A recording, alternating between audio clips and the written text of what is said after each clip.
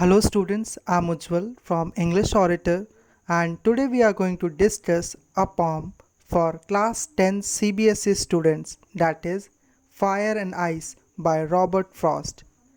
In this poem, we'll discuss the poem stanza wise in detail and we will also discuss the hard words with their meaning, and at last we will also discuss poetic devices and figure of speech used in the poem.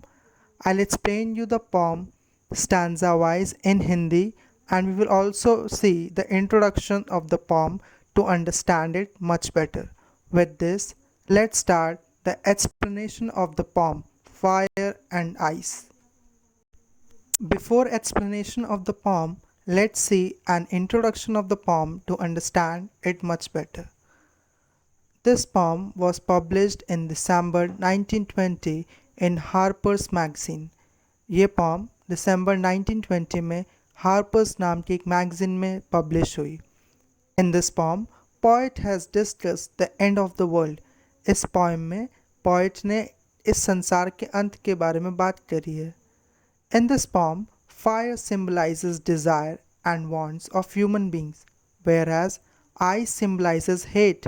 इस poem में जहाँ कहीं भी आप fire word देखेंगे वो दर्शाता है डिज़ायर यानी इच्छा को जो कि इंसानों के अंदर होती है, और आइस दर्शाती है हेट यानी नफ़रत को. Poet tells us that there are two ways to end the world, that is fire और ice. इस poem में poet ने दो तरीके बताए हैं जिससे इस दुनिया का अंत हो सकता है. एक फायर यानी कि डिज़ायर और हमारी इच्छाएं, और दूसरी है आइस यानी कि hate. Let's read the poem and understand in detail. चलिए इस poem को पढ़ें और इसे डिटेल में समझें. Stanza 1. Some say the world will end in fire, some say in ice. From what I have tasted of desire, I hold with those who favor fire, but if it had to be perished twice, I think I know enough of hate to say that for destruction ice in also great and would suffice.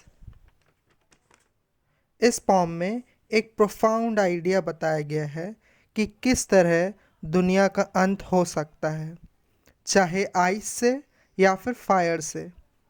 कुछ लोगों का ये मानना है कि earth core इतनी ज़्यादा heat up हो जाएगी कि उसके कारण आग लग जाएगी और पूरी अर्थ सरफेस डिस्ट्रॉय हो जाएगी. दूसरी तरफ कुछ लोगों का कहना है कि अगर टेम्परेचर एक हद तक कम हो जाए तो भी अर्थ पे लाइफ इम्पॉसिबल हो जाएगी और इससे भी अर्थ डैमेज होगी. इसके बाद पोएट फायर और आइस को कंपेयर करता है ह्यूमन इमोशंस, डिज़ायर्स यानी कि इच्छाएं और नफ़रत के साथ, जो कि डिस्ट्रक्टिव फीचर्स हैं. आगे पोएट कहता है कि वो फायरी डिज़ायर से अवेयर है, और पोएट कहता है कि वो उन लोगों के फेवर में है जो कहते हैं कि अंत फायर यानी कि हेट नहीं, डिज़ायर से होगा. ये कहकर असलियत में पोएट इस बात को जाहिर करना चाहता है कि इंसान अपने इमोशंस यानी कि जज्बातों को अपने ऊपर रूल करने देता है, या यूँ कह सकते हैं कि अपने ऊपर हावी होने देता है, जिसके कारण इंसान अपनी ही चाहतों और लालसाओं में फंस जाता है, या यूँ कहें कि कंफ्यूज हो जाता है.